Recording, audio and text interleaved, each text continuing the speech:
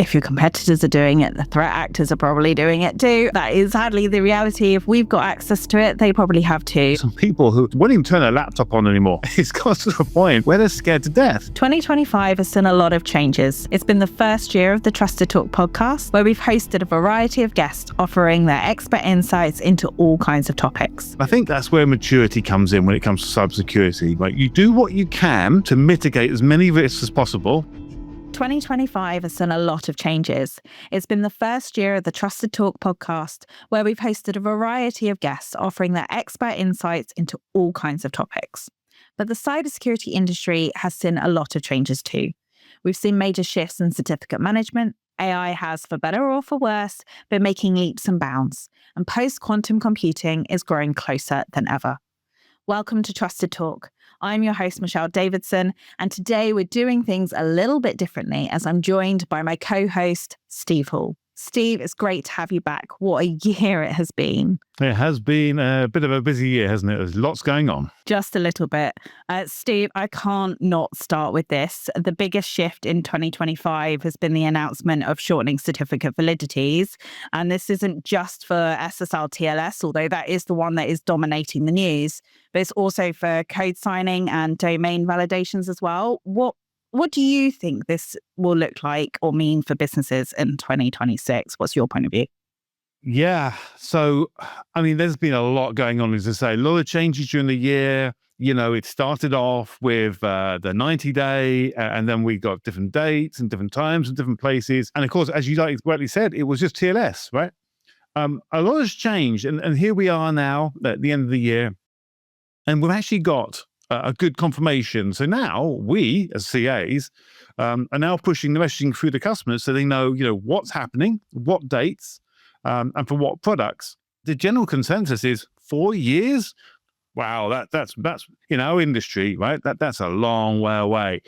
So I think what's happened is, in a way, people have kind of got a little bit numbed to it. However, where we are now, people are just realizing, we're March the 15th. That's not long to the first drop. Why are they actually reducing it? And so I think customers generally, especially our larger partners, they're like, well, this is a real nightmare for us, because even dropping down to 200 days in March, the knock-on effect for a partner, for example, who may be handling dozens, if not hundreds of customers, they've got to manage all those certificates for them. They need to justify why they're doing it. And actually, it improves the processes for most customers as well. And of course, as you rightly said, it's not just TLS, it's code signing, and there'll be all the other certificates. And actually, I think what would be good for customers if it affects all certificate types, it makes it actually easier, so it's more consistent as well. So March next year is a big month for kind of seeing different shifts in the industry. So you've got code signing on the 1st of March, you've got SSL TLS on the 15th, dropping down to 200 days. And I think as an industry, the longevity, the validity periods have been where they've been for so long. We probably have got a little bit complacent. And I don't think organizations have maybe stopped, even though it's been quite a dominant topic in the news. And we have talked about it a lot in the podcast over the year.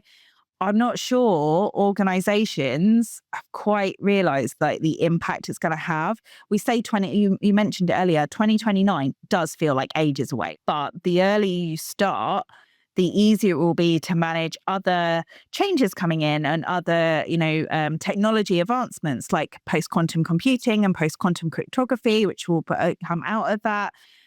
Setting yourself up now gives you the agility to be able to respond when that happens.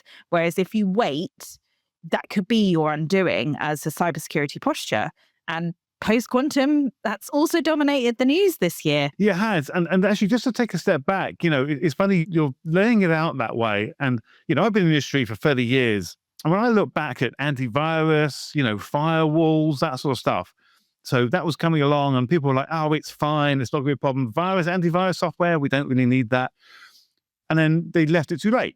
I like to think now that the people who are in charge, kind of at the C-level now, they've gone through that, right? They've been in the industry long enough to think, we've experienced some bit of nightmares in the past. I'm not going to let that happen again. I mean, you mentioned, post-quantum computers. And this is actually a really interesting one because people don't realize what the actual problem is. Now, at the moment with the validity periods, You could argue that I could capture some data from Michelle, sit on it for a while, and then when I've got the computing power, I can then attack that data, right? I can then decrypt it and stuff like that. Now, of course, if you've got the old days, 5-year validity on certificates, well, and data doesn't change that much. And you could argue that, yeah, I can attack it at free will.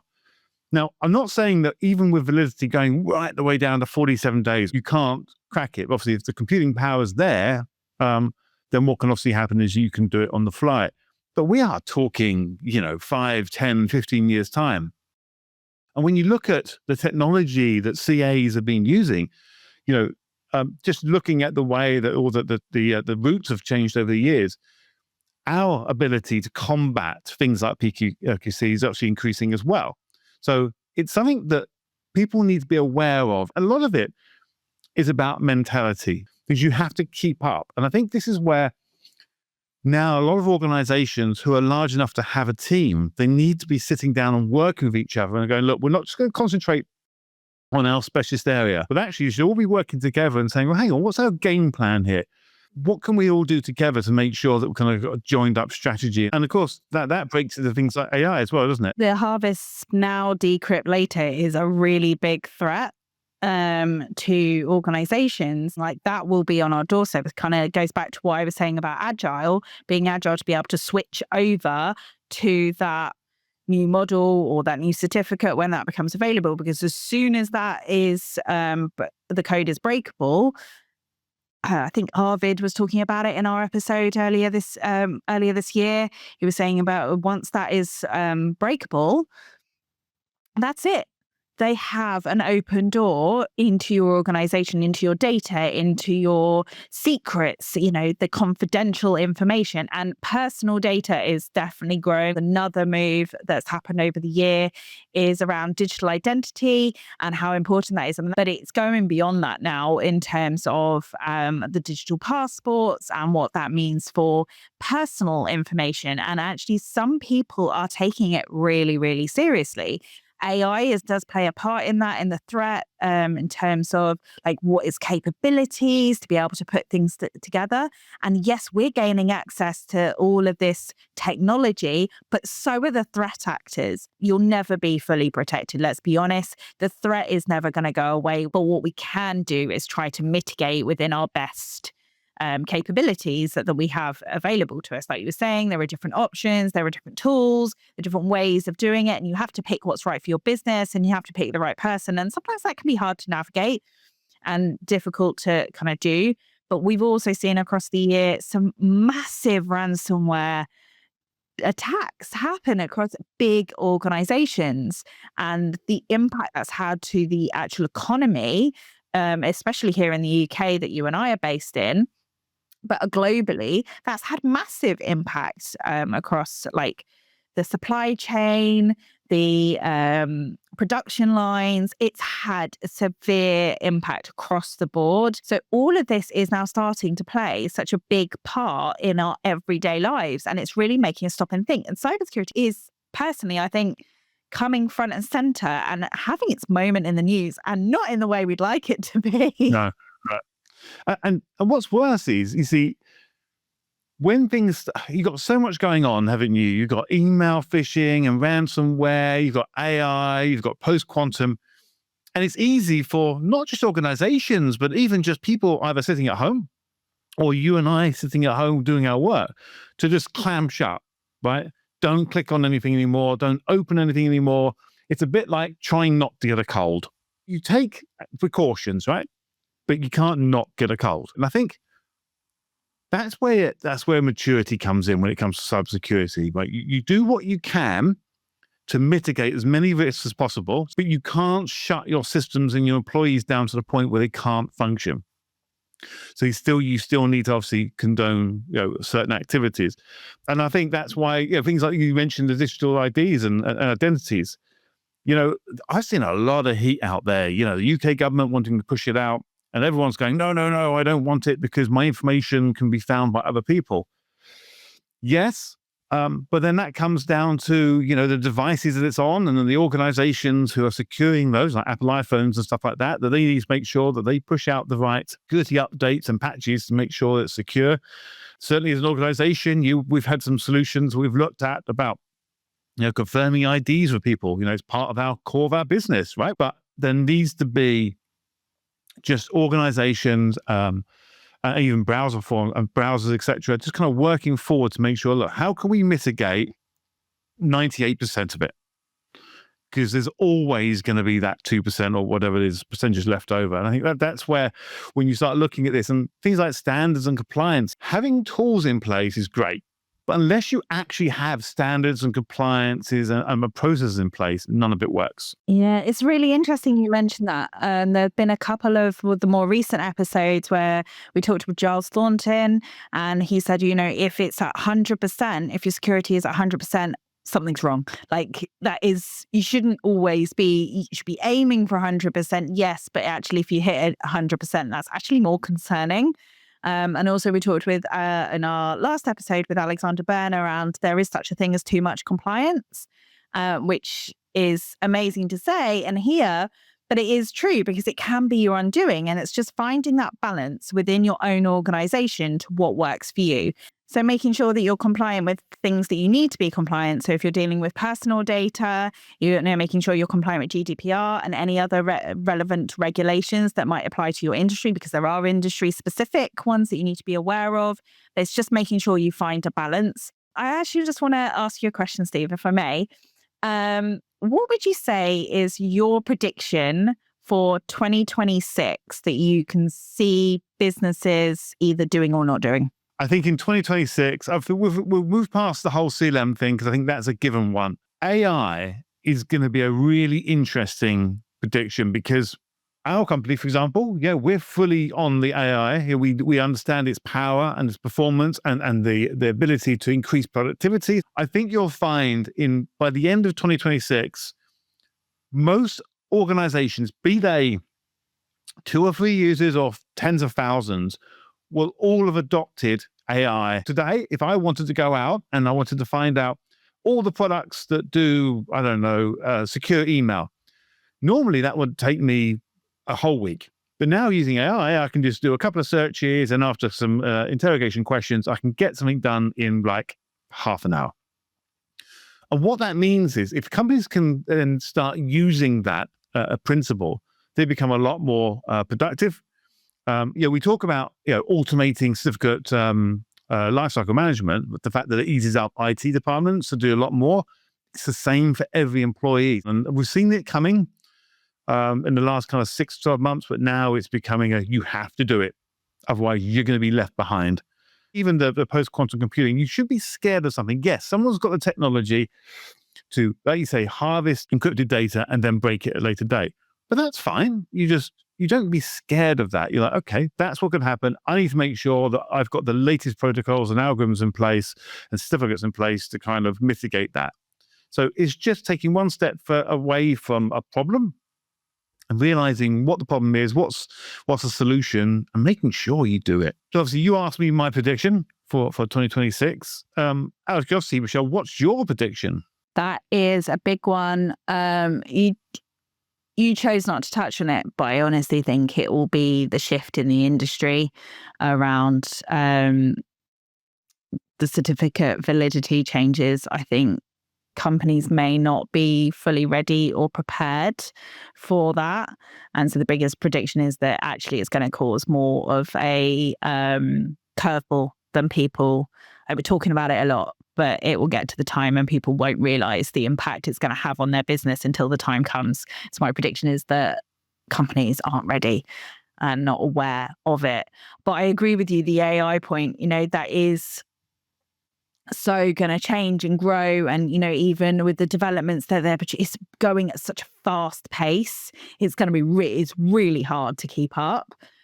But we just have to keep at it. It will settle down at some point and we will be able to catch up. It's just the way it's gone throughout technology advancements. You get like this surge and then it quietens down again and then you get a surge. We're currently in that surge with AI.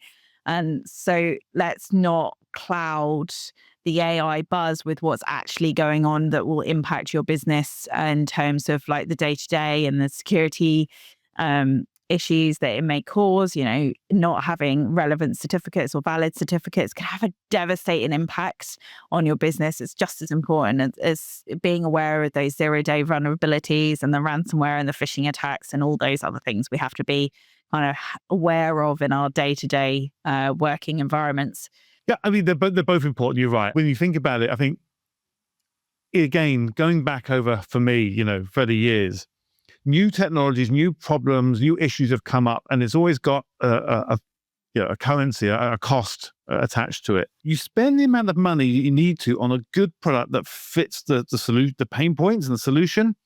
You need to make sure that it's the right tool. I think one of the issues when I speak to customers at the moment, certainly when you say about getting the right certificates, making sure you've got things in place, make sure you've got the right solutions in place, make sure you're up to date, is spend what you need to make sure that you avoid what could happen. It doesn't just have an impact on like the financial implications, it also has an impact on your trust within your organization, with your customers, because if you repeatedly are giving that bad experience or even one really poor experience, it can instantly lose that brand trust. And that is so Absolutely important. And that is so hard to gain back, because once it's gone, it's gone. It takes years to build, but it takes seconds to destroy.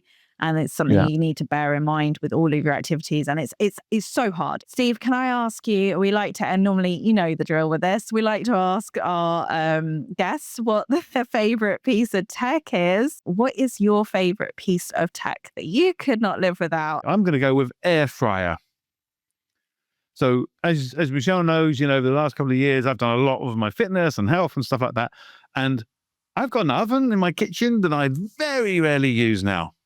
Air fryer. Nearly every meal I cook, air fry. It takes seconds to cook it, or not seconds, but just you can cook something in air fry in 5 minutes instead of 40 minutes. We were talking about this in the office the other week, weren't we? Where it's how much of a part of your life your air fryer is. And it's very interesting that is your piece of tech. That is definitely a curveball and not one we've seen in the podcast. Yeah, it's not something IT related. And that's the way it goes, right? It doesn't have to be. So you've had time to prepare now. So what's your? I really struggle with this question because since I had my daughter, I have really tried to reduce the amount of tech that we consume at home. Obviously, tech is a very large part of my working day. But I'd have to say it's probably, and again, it's a kitchen appliance. It's my fridge. I was very torn between my fridge and my washing machine. Right before we close, we decided to reach out to our guests from throughout the year to see what changes they think they can expect to see in 2026. Here are some of them. Hello, this is Alex Byrne, and I'm the Director of Compliance at Thrive Operations. In 2025, we saw some significant changes in the global IT compliance and regulatory landscape, including things like DORA, NIS2, and the AI Act, and changes to the Cybersecurity Act in the EU. On the US side, we saw the government also reacting to AI with executive orders and updates to NIST cyber frameworks. This also highlights a bit of a divergence between the US and the EU in terms of regulation in these areas as well. The EU is actively expanding, while the US is consolidating and, under the current political climate, actually trending a little bit more towards deregulation across many sectors. This certainly creates challenges for organizations operating internationally. And many of these rules are designed with an eye towards globalization as well, and place an emphasis on expanding the organization's risk model to include things like third parties and third-party service providers and business partners as well. Looking forward into 2026, I think aside from major trends like AI, the third-party risk emphasis is going to continue to be a core theme, and importantly, a core theme across all three pillars of information security: confidentiality, integrity, and availability. Most organizations, I think, are focused more on the confidentiality and the integrity piece. So availability is often overlooked, and I think that's why we're seeing an emphasis on resiliency and third-party risks starting to appear across legislative and regulatory changes. This is my main prediction and recommendation for anybody working on defining their IT compliance and information security focus for 2026. Really take a look at where you sit within the ecosystem of your industry and across the wider economy, and this can be eye-opening for your business. Where are your core dependencies? Who or what services would seriously impact your business if they suddenly weren't available? Adjusting your focus and planning around this will have big implications for your business and hopefully create some value as well. 2 years ago, AI changed business forever. In 2026, it's changing something even bigger, the cyber battlefield. We're entering a new era, one defined by autonomous adaptive adversaries and the rise of AI agents operating at a level we've never faced before. We've already seen glimpses of AI-assisted intrusions, but in 2026, autonomous malware and malicious AI agents become mainstream. We'll see a surge in prompt injection attacks, data poisoning, and attempts to manipulate or hijack trusted AI agents. When algorithms and agents make business decisions, compromising them can be as damaging as breaching the network itself. AI is also accelerating the offensive cycle. Ransomware, info stealers, supply chain compromises, all executed at machine speed and global scale. Small businesses will feel the pressure most. The gap between vulnerability disclosure and exploitation will close completely.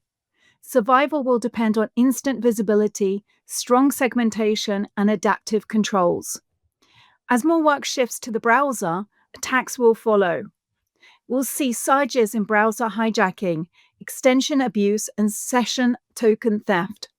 Adversary-in-the-middle attacks will bypass MFA by stealing authenticated sessions. In 2026, hackers won't break in, they'll log in.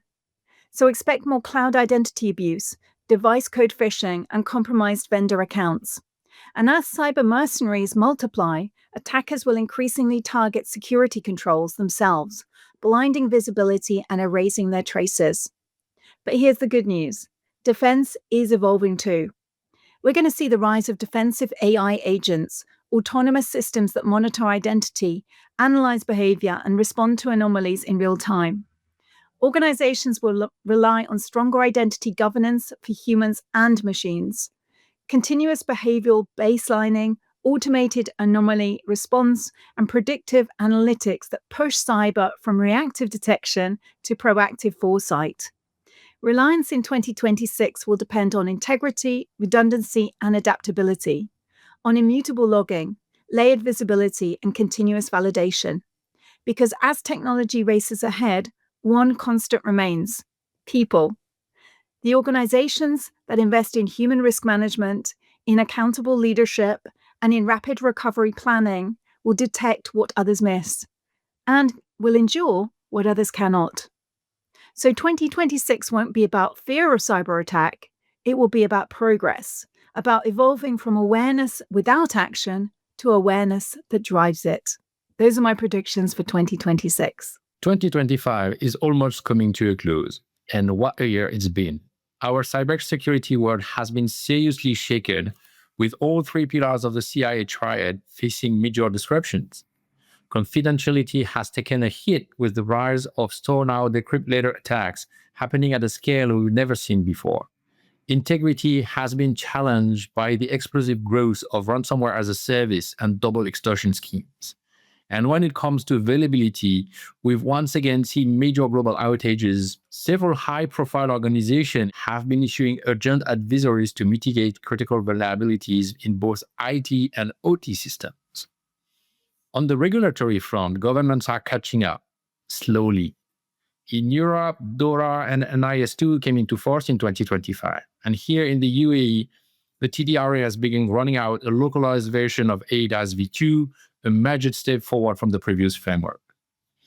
Globally, institutions like World Economic Forum and governments, including Australia's, have started acknowledging the growing cybersecurity inequality, the gap between large and smaller organizations struggling to defend themselves. C-suite awareness remains low, and that false sense of security we're insured continues to mask the real threat, especially from supply chain attacks. In the PKI world, the CAB Forum has approved the 47 days ballot, get ready for automation. And lastly, on the technology side, we've seen significant progress in quantum computing, from Microsoft Majorana 1 to experimental demonstration of Shor algorithms successfully breaking small encryption keys.